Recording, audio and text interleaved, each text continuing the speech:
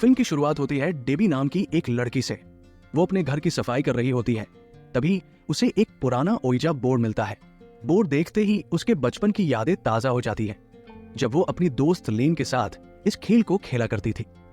Flashback में Debbie लेन को बताती है कि इस बोर्ड के जरिए आत्माओं से संपर्क किया जा सकता है, लेकिन इसके साथ एक सख्त नियम जुड़ा है, खेल को हमेशा अलविदा कहकर खत्म करना जरूरी है।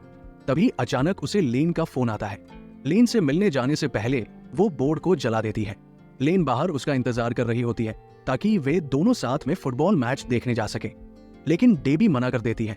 वो कहती है कि उसके माता पिता घर पर नहीं है और वो बाहर नहीं जा सकती, और घर के अंदर आ जाती है। रात को वो अकेले डिनर कर रही होती है कि अचानक पीछे का दरवाजा अपने आप खुल जाता है। डेबी डरते डरते वहां जाकर देखती है, लेकिन बाहर कोई नहीं होता। वो दरवाजा बंद करके लौटती है तो पाती है कि किचन का स्टोव अपने आप चालू हो गया है, जबकि उसने सब कुछ बंद किया था। तभी ऊपर से एक अजीब सी आवाज आती है। डेबी धीरे धीरे सीढ़ियां चढ़कर अपने कमरे में जाती है, लेकिन जैसे ही वो अंदर जाती है उसकी आंखें खुली के खुली रह जाती है, क्योंकि वहां वही ओइजा बोर्ड रखा होता है जिसे उसने जलाया था। वो डरते डरते बोर्ड के पास जाती है। तभी उसका प्लानचेट उसके पैर से टकराता है। डेबी उसे उठाती है और उसके लेंस में देखती है। अचानक लेंस से दिखने वाली उसकी आंख पूरी तरह सफेद हो जाती है। यहाँ में पता चलता है कि अब उस पर किसी आत्मा का कब्जा हो चुका है। डेबी पूरी तरह आत्मा के वश में आ जाती है। वो कमरे की लाइट्स की तारें निकालकर अपनी गर्दन के चारों ओर लपेटती है और बिना किसी हिचकिचाहट के पहली मंजिल से कूदकर मर जाती है।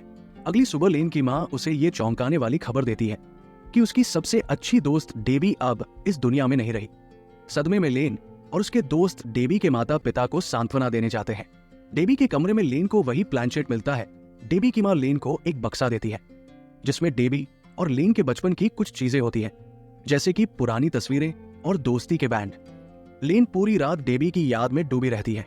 अगले दिन स्कूल में वह अपने दोस्तों के साथ ये बात करती है कि उसे लगता है कि डेबी मरी नहीं है, बल्कि उसके आसपास ही है। वो महसूस करती है कि डेबी उससे कुछ कहना चाहती है और उससे बात करने का एकमात्र तरीका ओइजा बोर्ड है। लेन अपनी बहन सारा और दोस्तों के साथ मिलकर डेबी से बात करने के लिए ओइजा बोर्ड खेलने का फैसला करती है। वे डेबी के घर पर ही खेलने का निर्णय लेते हैं, क्योंकि वहां डेबी की आत्मा के होने की सबसे ज्यादा संभावना थी। वे सब मिलकर प्लानचेट पर अपनी उंगलियां रखते हैं और पूछते हैं, क्या यहाँ हमारे अलावा कोई और भी है? शुरू में कुछ नहीं होता, लेकिन कुछ देर बाद प्लानचेट अचानक यस पर चला जाता है। फिर वो हाय फ्रेंड्स लिखता है। जब वे पूछते हैं कि वो कौन है, तो प्लानचेट डी पर चला जाता है, जिससे उन्हें लगता है कि ये डेबी ही है। वे डेबी से अपने दिल की बात कहते हैं कि वे उसे बहुत याद करते हैं। इसके बाद वे अलविदा कहते हैं और प्लानचेट भी अलविदा पर चला जाता है, जैसे कि वो आत्मा भी उनसे अलविदा कह रही हो। तभी घर की लाइट चली जाती है। लेन और उसके दो दोस्त मोबाइल की फ्लैशलाइट लेकर मेन स्विच देखने जाते हैं। किचन में लेन को फिर से स्टोव चालू मिलता है। जैसे ही वो स्टोव बंद करती है, उसके दोस्त ट्रेवर को शीशे में किसी की परछाई दिखती है और उसे पीछे से धक्का लगता है, जिससे उसके हाथ में चोट लग जाती है।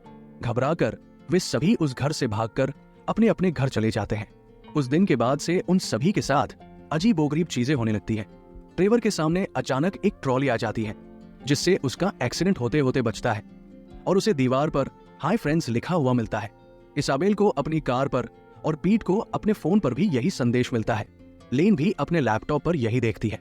अगले दिन वे सभी स्कूल में मिलते हैं और आपस में बात करते हैं कि डेबी उनसे कुछ कहना चाहती है, इसलिए वे ओइजा बोर्ड फिर से खेलने का फैसला करते हैं। रात में वे फिर से डेबी के घर जाते हैं। वे ओइजा बोर्ड लगाते हैं और डेबी से कहते हैं, अगर तुम हमारे साथ हो तो हमें कोई संकेत दो। इतना कहते ही उनके सामने की कुर्सी हिलने लगती है। वे डरते नहीं हैं और पूछते हैं, क्या तुम डेबी हो? इस बार प्लानचेट नो पर चला जाता है। इसके बाद प्लानचेट डी और जेड अक्षरों पर जाता है। फिर वो एक एक करके शब्द बनाता है और लिखता है, भागो माँ आ रही है।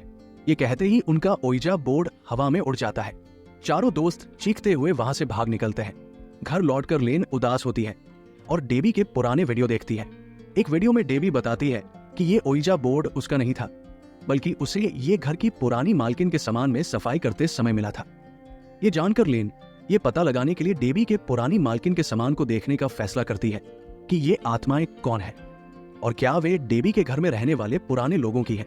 अगले दिन वो डेबी के घर जाती है, जहां लेन को उस पुराने घर से जेंटर परिवार की बहुत सारी तस्वीरें और चीजें मिलती है। इन चीजों से उसे पता चलता है कि ये घर कभी उन्हीं का था।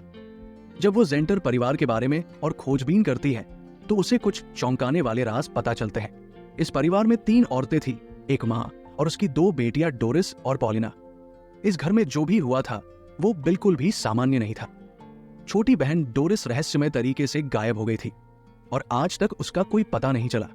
वही उसकी बड़ी बहन पॉलिना पर अपनी मां की हत्या का आरोप लगा और उसे गिरफ्तार कर लिया गया। जेल से छूटने के बाद उसे एक पागल खाने में भेज दिया गया। लेन ये सब जानने के बाद पॉलिना से मिलने का फैसला करती है ताकि वो इस घर के पीछे के राज का पता लगा सके। जब वे पॉलिना से मिलती है तो पॉलिना उसे अपने परिवार की कहानी बताती है। उसकी मां बहुत सारे तांत्रिक अनुष्ठान करती थी जिससे वो आत्माओं से बात कर सके। पहले वो सिर्फ अपने मरे हुए पति से बात करना चाहती थी, लेकिन बाद में उसने इसे ही अपना धंधा बना लिया। उसकी मां को एक ऐसे माध्यम की तलाश थी जो आत्माओं की आवाज सुन सके, इसलिए उसने अपनी छोटी बेटी डोरिस को आत्माओं से जोड़ दिया। जल्द ही आत्माएं डोरिस की आवाज से बोलने लगी। शुरुआत में इन आवाजों ने उसकी मां की बहुत मदद की, लेकिन एक दिन ये आवाजें बेकाबू हो गई। जब मां उन्हें रोक नहीं पाई तो उसने डोरिस के होंठ सिल दिए ताकि वो बोल न पाए और उसका आत्माओं से संपर्क टूट जाए। लेकिन जैसे ही उसने ऐसा किया घर में सब कुछ बिगड़ गया। डोरिस अजीब तरीके से गायब हो गई और आज तक उसका कोई सुराग नहीं मिला। अब पॉलिना लेन को बताती है कि क्योंकि तुमने ओइजा बोर्ड का इस्तेमाल किया है इसलिए तुम्हारा और डोरिस का एक गहरा संबंध बन गया है। हो सकता है कि तुम्हें डोरिस का शरीर मिल जाए जो किसी को नहीं मिल पाया। वो लेन को घर के एक गुप्त तहखाने के कमरे के बारे में बताती है जिसका रास्ता कोई नहीं जानता था। पॉलिना को शक था कि उसकी बहन का शव वही हो सकता है। पॉलिना लेन को बताती है कि इन सब मुसीबतों से छुटकारा पाने का बस एक ही रास्ता है, जाओ और डोरिस का शव ढूंढकर उसके होंठ खोल दो। ऐसा करने से उसकी आत्मा आजाद हो जाएगी और तुम भी इस मुसीबत से बच जाओगी। लेन घर आकर अपने दोस्तों को ये सब बताती है। सभी बहुत डरे हुए थे, लेकिन वे और मुसीबत में नहीं फंसना चाहते थे, इसलिए उन्होंने फैसला किया कि वे पॉलिना की बात मानकर डोरिस का शव ढूंढेंगे और उसके होंठ काट देंगे ताकि सब कुछ ठीक हो जाए। इसके बाद लेन की बहन सारा ट्रेवर और पीट डेबी के घर के तहखाने में जाते हैं जिसके बारे में पॉलिना ने बताया था। तहखाने में जाते ही उनके साथ अजीब घटनाएं होने लगती हैं। एक अज्ञात शक्ति उन सब पर हमला कर देती है और वे बेहोश हो जाते हैं। ये शक्ति असल में डोरिस की मां की आत्मा थी जो यहीं मरी थी। लेन उस आत्मा से बचकर भागती है और आखिरकार उस जगह पर पहुंच जाती है जहां डोरिस का शव था। उसके होंठ अभी भी सिले हुए थे। लेन जल्दी से उसके होंठ काट देती है जिससे डोरिस की आत्मा आजाद हो जाती है। लेन को लगा था कि उसने डोरिस की आत्मा को आजाद करके सब कुछ ठीक कर दिया है, लेकिन उसे ये एहसास नहीं था कि उसने एक नई और बड़ी मुसीबत को दावत दे दी है। डोरिस के होंठ खुलने से उसकी आत्मा को आवाज मिल गई थी और अब वो पहले से कहीं ज्यादा शक्तिशाली हो गई थी। उन्हें इस बात का एहसास अगले दिन हुआ जब डोरिस ने पीट को अपने वश में कर लिया। उसने पीट के होंठ सिल दिए और उसे मार डाला। इस घटना से लेन बुरी तरह से हिल गई। वो तुरंत पॉलिना के पास गई और उससे पूछा कि ऐसा क्यों हुआ।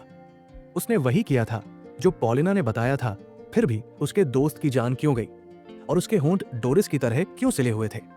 ये सुनकर पॉलिना जोर जोर से हंसने लगी। उसने कहा, मैंने तुम्हारा इस्तेमाल सिर्फ अपनी बहन को आजाद करने के लिए किया था। तुमने उसका मुंह खोल दिया, अब वो आ रही है तुम सबको मारने। ये सुनकर लेन का दिल बैठ गया। वो पॉलिना के जाल में बुरी तरह फंस चुकी थी। घबराहट में उसने अपनी बहन सारा से बात की। दोनों ने मिलकर इस समस्या का समाधान ढूंढने के लिए अपनी दादी के पास जाने का फैसला किया। उन्होंने दादी को सब कुछ बताया, कैसे ये सब शुरू हुआ और अब उनकी जान खतरे में है। दादी ने उन्हें एक रास्ता बताया, अगर तुम डोरिस और ओइजा बोर्ड दोनों को साथ जला दो तो इनका कनेक्शन हमेशा के लिए खत्म हो जाएगा, तभी तुम आजाद हो पाओगी। सब कुछ ठीक करने के लिए सारा लेन और ट्रेवर डेबी के घर जाने का फैसला करते हैं, लेकिन वहां पहुंचते ही डोरिस ने ट्रेवर को अपने वश में कर लिया और उसे मार डाला। लेन ने हिम्मत नहीं हारी। वो भट्टी को जलाने की कोशिश करने लगी ताकि वो डोरिस के शव और ओइजा बोर्ड को जला सके। तभी डोरिस ने पीछे से आकर सारा को उसी गुप्त कमरे में खींच लिया जहां उसे मारा गया था। वो सारा को भी मारने वाली थी। सारा के मरने से पहले लेन के दिमाग में एक तरकीब आई। उसने तुरंत ओइजा बोर्ड गेम खेलना शुरू कर दिया क्योंकि वह जानती थी कि ऐसा करने से डोरिस को उसके पास आना ही पड़ेगा। उसकी योजना काम कर गई। जैसे ही खेल शुरू हुआ डोरिस वहां आ गई और उसे रोकने लगी। डोरिस बहुत ताकतवर थी और तुरंत प्लैंचेट को अलविदा की तरफ ले जाने लगी। लेन उसे रोकने की कोशिश कर रही थी। तभी अचानक उसकी दोस्त डेबी की आत्मा उसका साथ देने आ गई। वे दोनों मिलकर प्लैंचेट को अलविदा की तरफ जाने से रोकने लगे। जब लेन और डेबी प्लैंचेट पर लड़ रहे थे, तभी सारा ने मौके का फायदा उठाकर जल्दी से डोरिस के शव को भट्टी में फेंक दिया। उसी समय लेन ने भी ओइजा बोर्ड उठाया और बिना खेल खत्म किए उसे भी भट्टी में फेंक दिया। जैसे ही ओइजा बोर्ड और डोरिस का शव जलता है, डोरिस की आत्मा भी चली जाती है। इसके बाद हम लेन को देखते हैं, जो घर में बैठकर अपने दोस्तों की तस्वीर देखकर उन्हें याद कर रही होती है। मूवी के क्रेडिट सीन में हमें दिखाया जाता है कि लेन जब अपने कमरे में आती है तो उसे वहां प्लैंचेट दिखाई देता है। वो उसे उठाती है और उसके लेंस में देखती है, जिसमें उसकी आंखें सामान्य इंसान की आंखों जैसी दिखती है। और इसी के साथ हमारी ओइजा बोर्ड मूवी का अंत होता है।